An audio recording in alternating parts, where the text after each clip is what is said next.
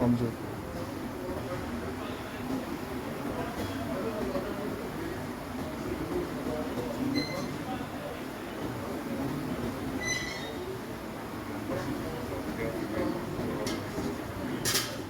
लब्बैक लब्बैक लब्बैक या रसूलुल्लाह सल्लल्लाहु अलैहि वसल्लम। जी तब तरीकीस भाई कैसे हैं? ये देखे भाई, ये हमारा एक तहरीकी भाई है माशाल्लाह, अल्लाह इसके जज्बे को सलामत रखे। होश में नहीं आ रहा लेकिन नमाज़ पढ़ रहा है। पहले भी इसको उठा के बिठाया है, इतनी तबीयत ख़राब थी लेकिन उसने नमाज़ नहीं छोड़ी। अब भी देख रहे हैं आप, तबीयत बहुत ख़राब है लेकिन नमाज़ नहीं छोड़ रहा, लेट के नमाज़ पढ़ रहा है। ये यज़ीदी हुकूमत का हाल है।